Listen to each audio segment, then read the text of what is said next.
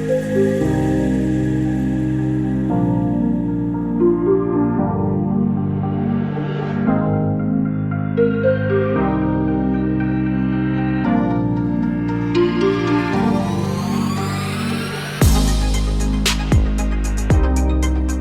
to the intersection of technology, cybersecurity, and society.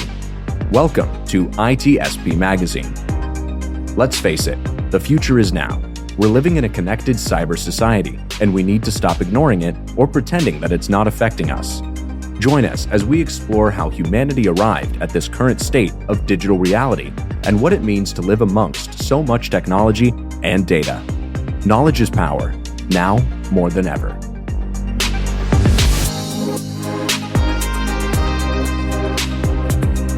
Black Cloak provides concierge cybersecurity protection to corporate executives and high net worth individuals to protect against hacking, reputational loss, financial loss, and the impacts of a corporate data breach. Learn more at blackcloak.io.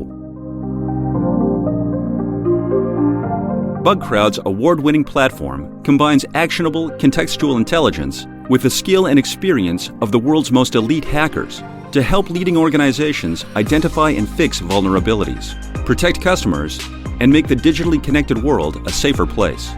Learn more at bugcrowd.com.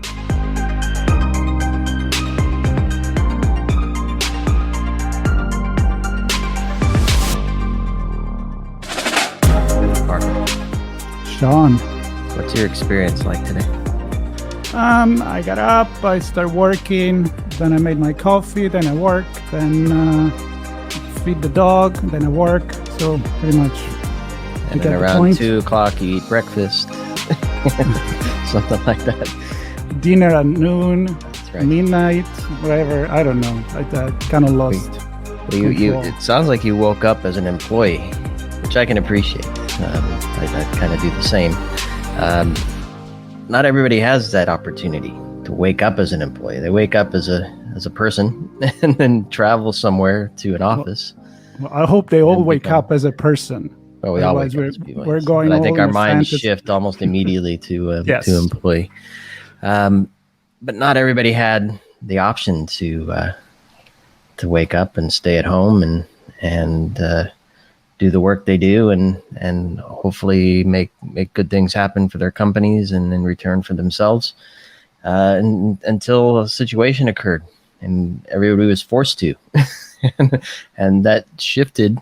I think if there's a relationship between how that happens and who controls it, it might be an easy transition. But when something is thrust upon you like that, maybe it's a little overwhelming, disturbing, certainly unsettling for many. But there's a lot of benefits that come with it as well, and I think we're gonna talk a lot about that today. Yeah, Sean, this is redefining society. So I think you need the right cultural change and moment for things to happen. You need the right technology, but as you said, sometimes we're human, and we just need to be forced in doing something. We know when we talk about cybersecurity, risk and particular situation where you can turn around a crisis into maybe something positive. And I'm not going to say that it levels it up, but there could be some good outcome. But the point is here that we're going to talk about work remotely. We're going to look at the case why it's actually could be a really good thing. And I was inspired to have this conversation with Jaclyn Greenberg because she wrote an article on Wire magazine and she was making this case. So I said, hey, let's talk about it. So Jaclyn, welcome to the show. Thanks for having me. It's really great to be here. Well, it's an honor to have you. And I'm assuming you're from home right now, working from home. From home right now, yeah. Very good. Stick with the, with your point. That's what I'm doing. That's why Sean was making fun about that. I've done this pretty much all my life, I would say. So we can, I can bring that side of things before it was popular to do so. But a little introduction about yourself, who you are, and why you wrote this piece, and then we'll go from there. We'll go through it. Well, I wrote this piece because I had extenuating life circumstances that made it difficult for me to keep a 40 plus hour work week in a corporate environment. I resigned from my corporate job after more than a decade of working in the industry to care for personal matters at home, and didn't have the option at the time for flexible arrangement or hybrid or remote work. And then watching everybody during the pandemic, they were forced to work from home. Companies were forced to comply with that type of arrangement. Got me thinking about if I had had that option years earlier, it just would have made life easier for me. It would have made it easier for me to stay in my career and juggle my personal responsibilities. So I did some research and came up with some points in favor of remote work. And there are a number of positive elements here.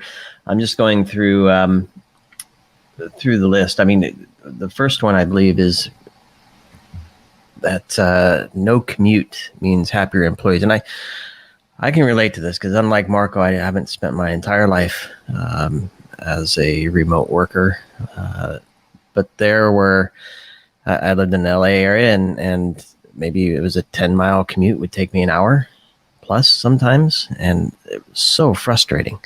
And it beyond the frustration is just the lack of productivity, right? I'm not doing something else, anything else that I'd rather be doing, even if it was they would just work longer.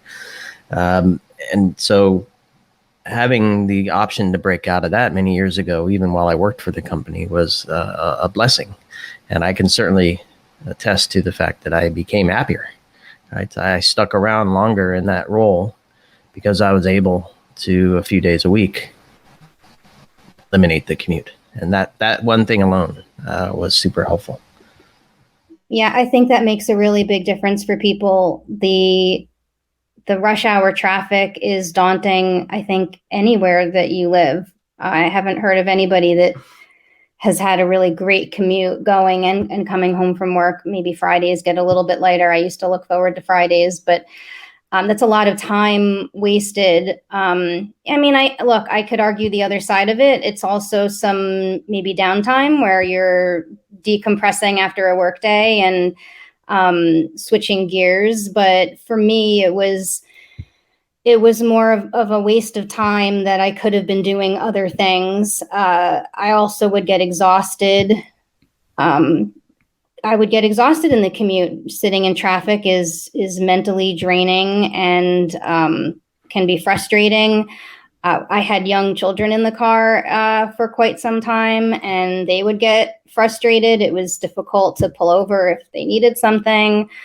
And then by the time we got to work, or by the time we got home, there was a bit of unwinding that needed to be done. So, plus you've got the extra cost, the expense, however it is that you're commuting.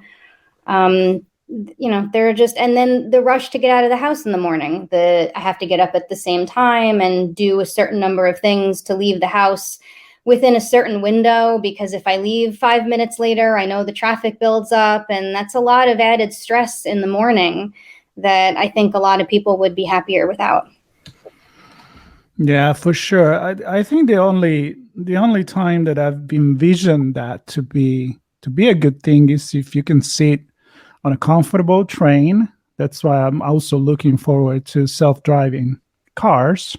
If you get to the point that you actually trust it to have your little living room in the car and get some work done. But I mean, the commute I've known in the academy in Florence, where people would commute for 2-3 hours sometimes, maybe not every day, but professors that will come from Rome to Florence, or Florence to an hour away, and then they'll take that time to actually work, maybe to do the job that they didn't do at home. So again, it will work for someone, but if you want to spend more time with your kids and more time with doing your things at home, then I guess you have to find a certain balance. One thing that I'm interested into the societal part of things. You have your second point here where you say that remote work lets people connect anywhere. And I have heard both sides of things here, like, I need physical contact, I need to spend time with people. I personally have never stopped doing, and I've taken pandemic pretty seriously, and I've done a ton of Zoom. My job is this, so allows me to do this and meeting. Tell me a little bit more about that, because some people need the small local, coffee shop or office to feel accomplished, and some other like, no, I just talked to somebody in Sydney or in Italy or in South Africa. How do you experience that? I definitely agree that being home all of the time is challenging when you don't get to see people or talk to enough people. I think that having those connections through Zoom, or even going to the office one day a week where you know that you're going to have meetings with people and connect with people, and then the other time can be at home, where you're able to be productive. But I think that part of that is you still have to force yourself up and out, right? You have to go for a walk. You have to go and say hi to a neighbor. You have to go and move throughout the house to just move your body and get out. The technology makes it so that, if you have to be somewhere that's important, then you can access that technology. In the article I talk about, one of my children, my son, has doctor's appointments and had hospital visits at times, and I wanted to be with him, but there were times where I could have sat with the technology in the hospital, and if he was resting or I needed to just wait for a doctor, I could get some things done. And I think our brains are malleable enough that we can, look, most of us think about what we're doing for work most of the day, right? I don't think any of us really shut it off, right? We wake up, we think about some things we have to do, we go, maybe we get some exercise, eat something, do something with our kids, send an email, go back, right? This is something that's constantly going through our minds. The technology that we have today, between the Apple Watch, the watches, the iPhones, the laptop, I bring those with me everywhere that I go. So I have access all the time to what I need. And it's just being able to create, I think, a fine line between, all right, I did what I needed to do. Now I'm going to go for a walk and clear my head, knowing our bodies well enough to take those breaks. But having that technology, the technology exists.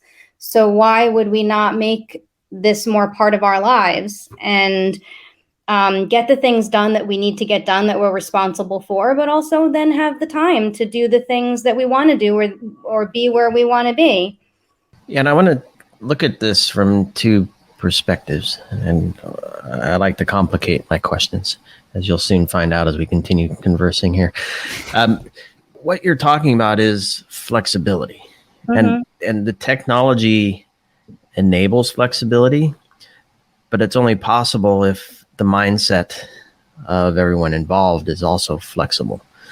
And I think there's two things in play here. One could be in the office and still have a flexible schedule and still have control over the schedule.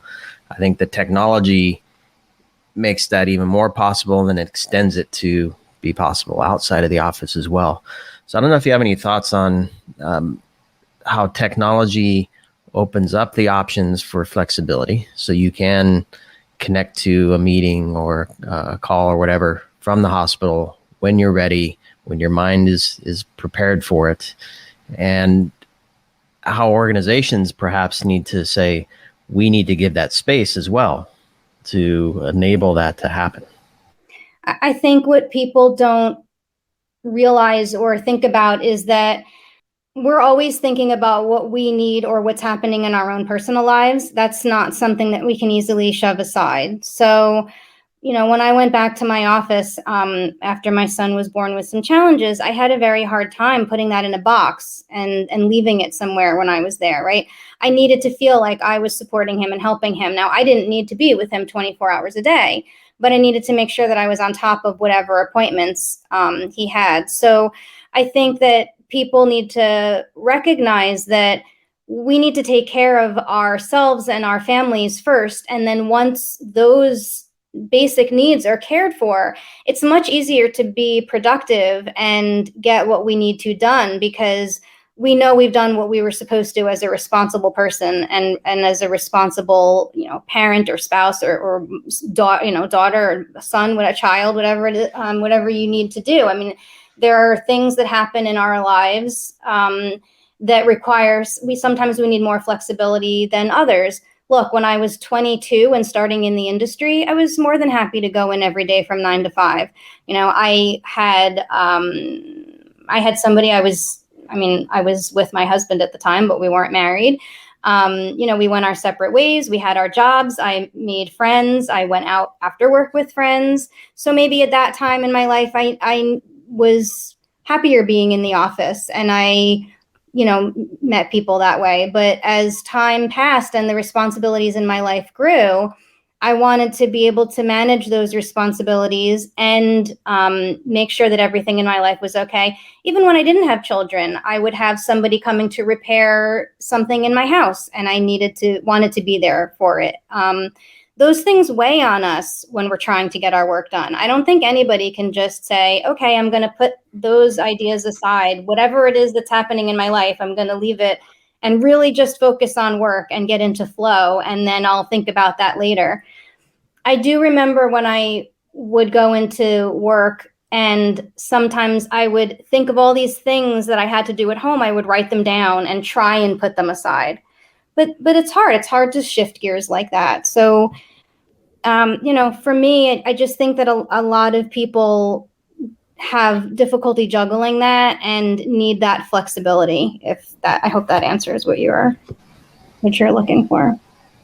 Yeah, absolutely does. Absolutely does. And I don't know if Marco wants to go to the next one, but I have You go. me, because I have a thought on this next, because the next one is no more mandatory quote unquote fun.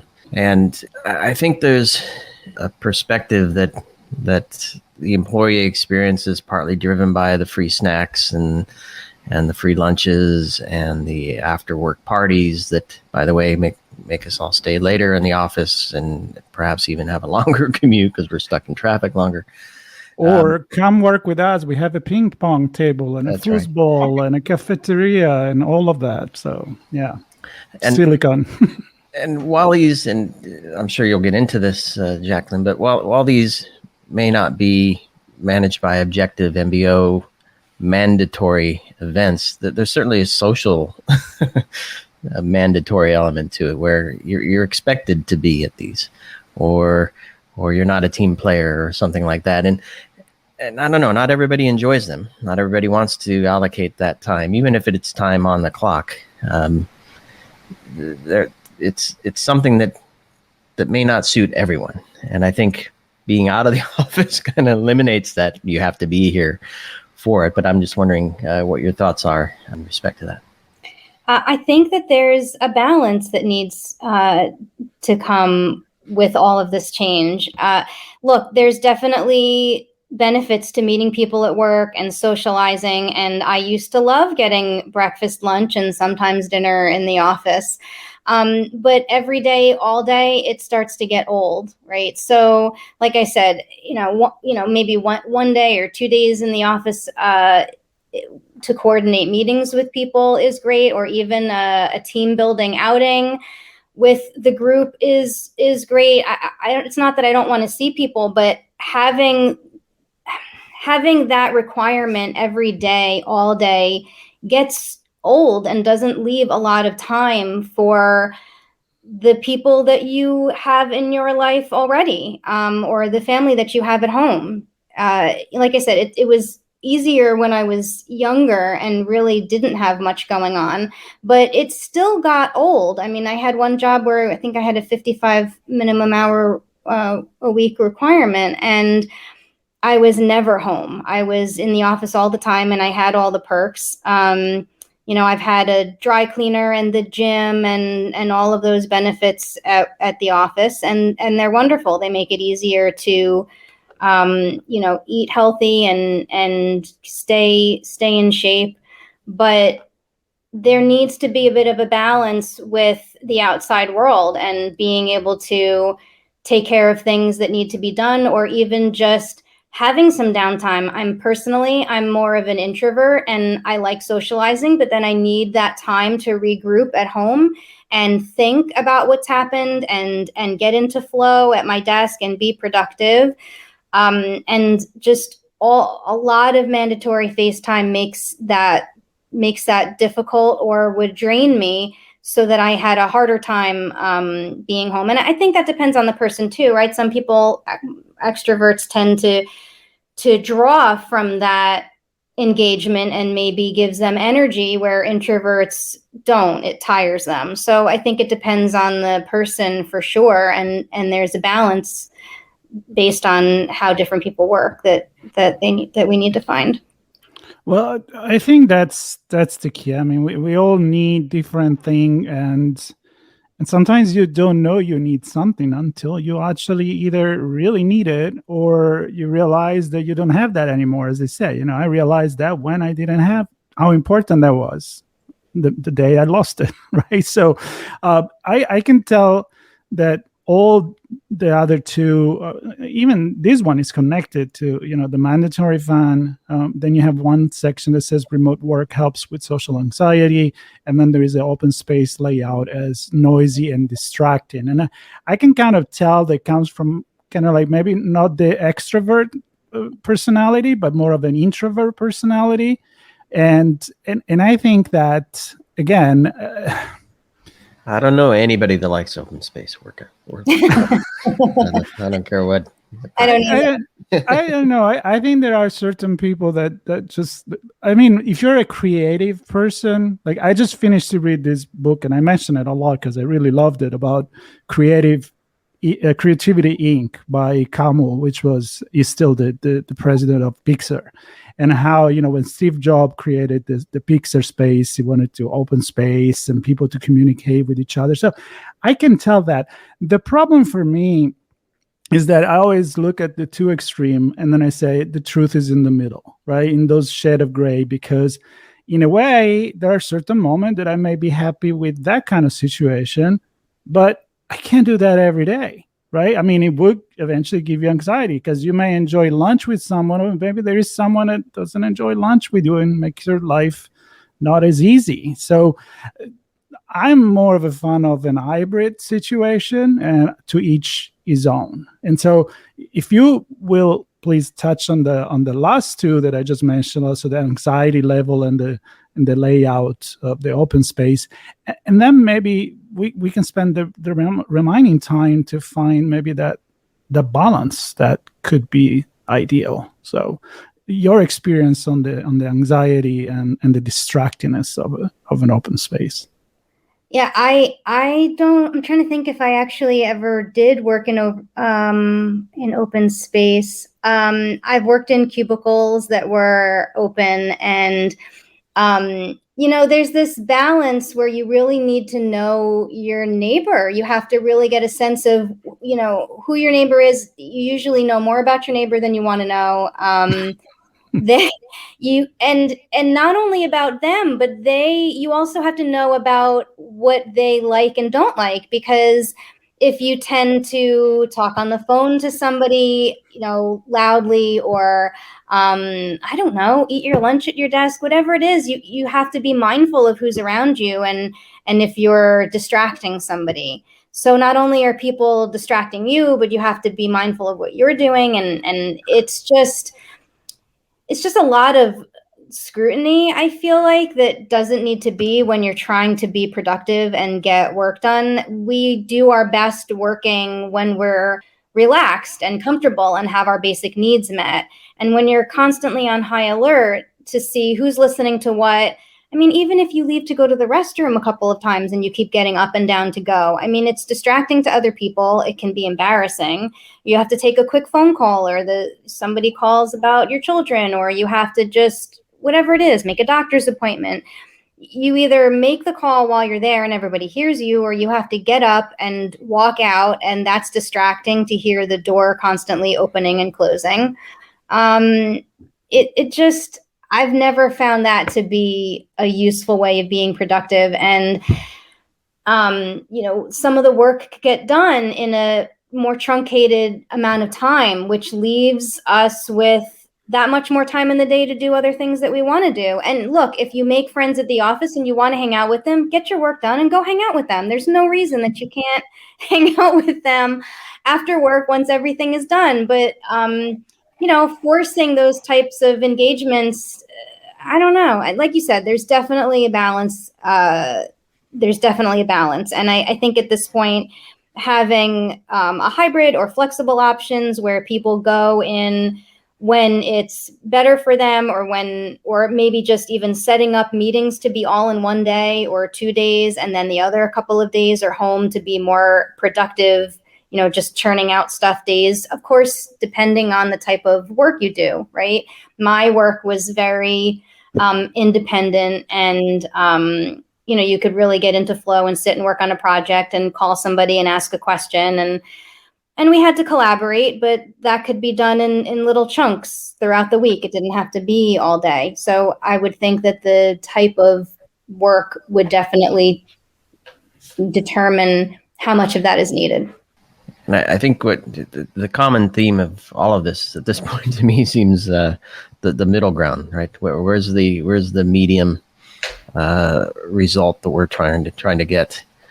Not the extreme, because I've heard familiarity breeds contempt, unfamiliarity instills fear. If you don't know who you're working with, you might not understand them, and you might fear what they might be up to.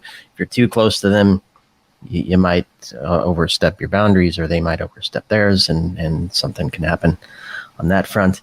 And so again, in the middle is where things probably end up sitting. So I don't know if you have any thoughts on.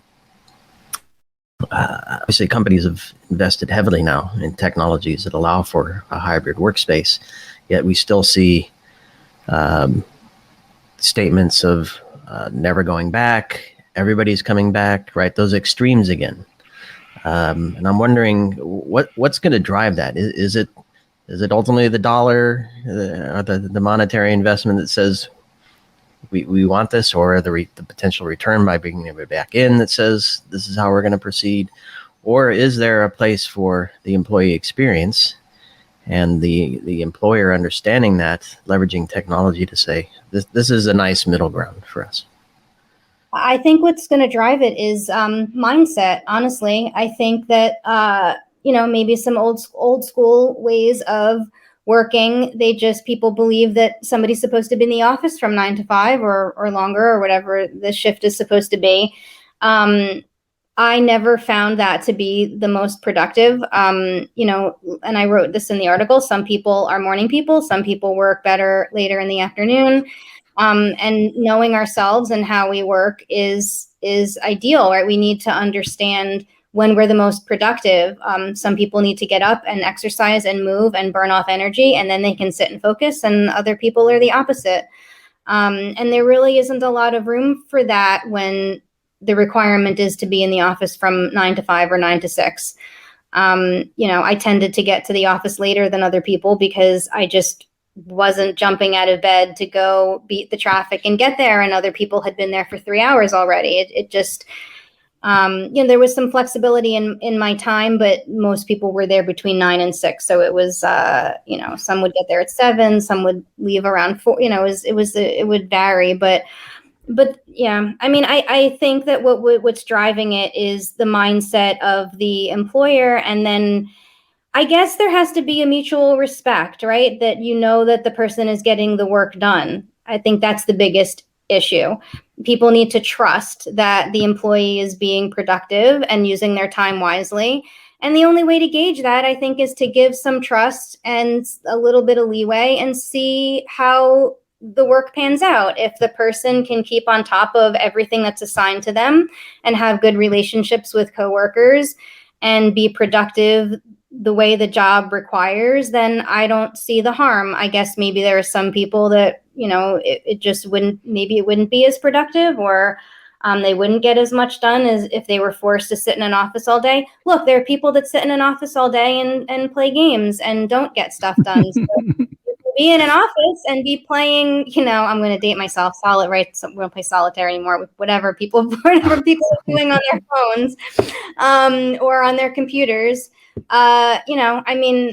open space makes it more difficult to do that, which I guess is the benefit for the employer, but it makes employees more uncomfortable because they're constantly being judged and they don't have that relaxation time to have downtime to scroll on social media or make a phone call to a friend or have a little bit of interaction so their brains can, switch gears once in a while and then go back. Nobody works from 9 to 6. Nobody just works and works and works, right? That's not human nature.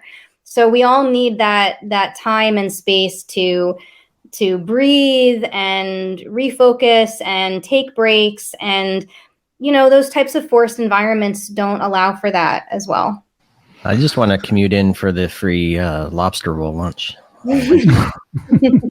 I'll just cut into that. That's a good reason to commute in. Yeah. But I'm thinking like cultural difference. Every time I talk about, the internet access and the globalization and democratization of the digital life, the opportunities that you give to people that now can work with make good money, even if they don't have opportunity around them because they can work remotely. So I see that advantage in technology and meeting people. I mean, I see what Sean and I have been doing for a very long time. Like we talk with people all over the world from the comfort of our house, sometimes from a park in Malibu where it gets really windy, or sometimes from the car because we're on our way to somewhere. So I say technology is not only allow people to make certain choices, but also again, giving more opportunities to people. Where I have a problem, and I go back to that, is when you're actually forcing people to go back to, no, I need to be behind your back and be sure that you're either working or pretending to work. Because come on, people pretend to work. So in the end, how do we judge productivity? I'm going to steal a point that Sean likes to ask a lot, like how do we define success, right? What is the success of working from home or not? I think it's getting the job done. Who cares how you do it?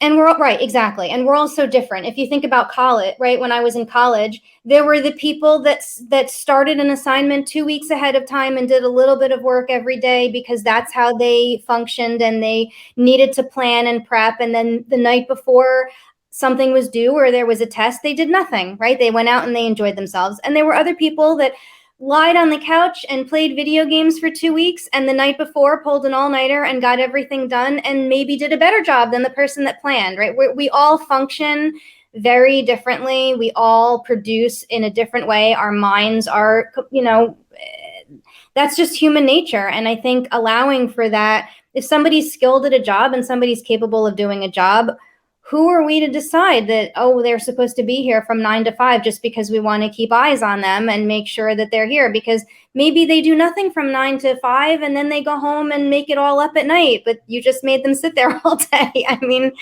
it's just, everybody's different. And I think that the pandemic just forced everybody to recognize that. I mean, a lot of people complained that they worked more they were home. So, if people were working more when they were home because it's so hard to shut it down or it's on your mind or you can be bothered at all times of the day because of the technology, right? Which is a downside to it. I think BlackBerries were the start. Then the employer is actually gaining, but instead of forcing people to go in and then I guess shut it down. Nobody shuts it down. There are no desktops anymore. People don't leave desktops at work and then don't have access to anything when they're home. People have access 24/7, and we as a society have to learn how to balance that in our minds. When we get overloaded, we need to go for a walk, clear our heads, take a breath, and then go back. And that's something I think we each just need to learn how to do individually. It's difficult, mindfulness and just, trying to be productive and structure our day based on how we individually work. I have a question. I mean, you wrote this article for Wired, and I'm sure a lot of people read it. Did you get any feedback? Were like mostly positive, negative? What? Mostly positive. I did read one comment, I think, on social media, something like, "Oh, she must have no friends," or I mean, it was kind of. Sure. Yeah, Did we you need even? we need one of them, of course. Yeah. When you You have two friends here, Jaclyn. I thought, thank you. I thought, did you even read the piece? Because the point was, No. my son was born with so many issues that I needed the flexibility at the time. But no, I really didn't get a lot of negative pushback. I guess it came out in 2021 where people are still mostly remote from what I understand. I mean, some people have gone back, but there's, I think, more flexibility and understanding. I guess it's just, I hope people don't forget that was a necessity and it benefited people in a lot of different ways. And I think as time passes, it could be easy to overlook that and to forget that was a feasible option that worked well for quite some time. And I'd like your perspective, Jaclyn, on the concept of the Great Resignation. I don't know if you followed that or not, but because I think what we've talked about is kind of the employee owning the narrative to this point. I'm sorry, the employer owning the narrative. You can or you will do this or that. And I think over the past 2 years, a lot of reflection has happened, and employees are saying, well, this is what's important to me.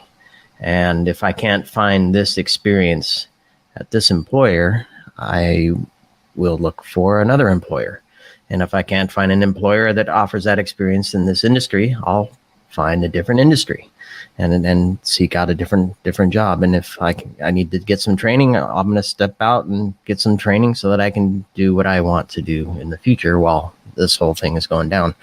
So I guess my question is, how do you see things moving forward? I think we've had some of the control shift to the employee where they're defining the experience they want. Is that an extreme that also needs to balance out as well? Maybe. I mean, I like that the employee has more control and is pushing back and able to push back on some industries, saying that they need more flexibility. I think that there'll probably be, a bit of maybe a power struggle at some point, and it'll have to level off because, I don't know, maybe employers will offer people more money for certain jobs and then people will take it. And then, they'll just be, I guess, supply and demand. Like, some people will, it depends on what people value, right? Right now, everybody's valuing getting out and seeing people and traveling and not sitting in an office. And I would hope that would continue because, we only live for how long, and we want to enjoy, and it's, it's the work to live or live to work, I guess, right? I mean, it depends on what you do and what you have a passion for. But, I would think it would level off at some point. But it's nice to see the employees having some control. It's probably making supply chain issues difficult too, but that's a whole nother topic, right, for another day. Well, it is and it isn't, because this is redefining society. I think it has long-reaching ripple effects, all of this stuff. And I think for years, maybe even decades, we've kind of lived in a somewhat stable environment, and that's no longer. Well, my point is actually always, as I start the introduction to this channel, is, let's face it, we live in a society that is a technological society. And even if we love to stick and stay attached to the tradition, which I respect very much, you need that balance between change. People are so afraid of change until, again, we go back to the beginning, you shake it. You have to change because you can't go to the office like, hey, this is not so bad, But to follow your point, Jaclyn, and maybe we can wrap with this, is the fact that we have the technology that allow this. We had it for a long time, but it's getting better and better. Internet is faster. I remember when it took forever to transfer a big file, on the internet, and now it's like, oh God, it's taking it 5 seconds for 1 gigabyte. That gotta be something wrong with the internet. Let me reboot. But at the same time, we also are working in to find our happiness. And one thing we're realizing is if your employee is happy, is more productive. I mean, there are research in the north of Europe where a 4 days working week is actually giving some great result, and pay for the time on the commute, because if people work, pay me, right? So, I think I'm on your side. I think there is a lot of case for letting people work from home forever if they want to. I'm not forcing them. Nobody should do what you want, but there is that option. And I think we're lucky that in our society now, we live in a moment where we do have that. Yeah, I definitely agree. And I think Sean, do you agree? I don't agree. No, I do.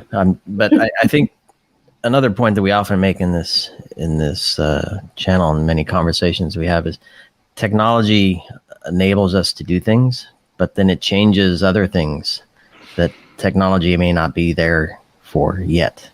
So we talked a bit about mindset, right?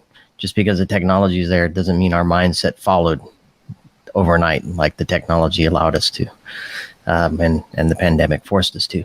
So I think we have to keep in mind that technology can shape things and enable things that have been shaped for us. They don't always align, and we need to recognize that supply chain can be impacted, business can be impacted, home lives can be impacted. Until we get that all right, leverage technology where we can. Remember the human element in this as well, because that's equally important.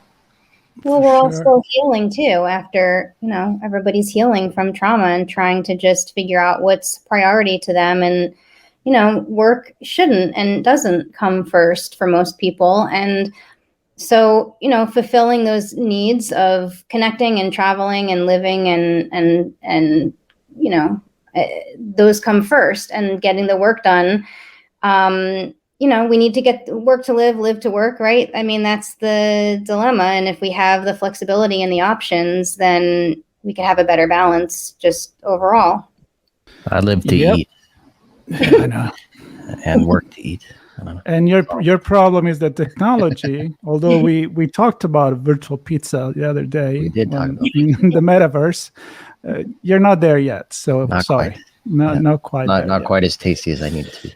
Well, this is a never-ending conversation, as it is the changes in society, which many times they take place, and we don't realize that they've been kind of sneaking on us anyway, and we have been adapting slowly, and that's cultural change. It takes time unfortunately, for a lot of things, and fortunately for others, it's more gradual. But Jaclyn, I thank you so much for your time. And we will have some notes to the article, even if it was not the most recent one. But you do also read the New York Times, CNN, the Huffington Post, and we'll share how people can get in touch with you. So if they want to, we'll be glad to give that channel. And maybe you'll join us another time on another conversation, and we'll keep redefining society together. Perfect. I'd love to. Thank you so much for having me. I really enjoyed this. And thank you, Sean, for your support. Never ending. I got to talk about lobster rolls. I'm a happy guy today. All right, let's go for lunch. Time to go eat. Exactly. All right. Thank Thanks, you. everyone. Bye-bye. BugCrowd's award-winning platform combines actionable contextual intelligence with the skill and experience of the world's most elite hackers to help leading organizations identify and fix vulnerabilities, protect customers, and make the digitally connected world a safer place. Learn more at bugcrowd.com. Black Cloak provides concierge cybersecurity protection to corporate executives and high net worth individuals to protect against hacking, reputational loss, financial loss, and the impacts of a corporate data breach. Learn more at blackcloak.io.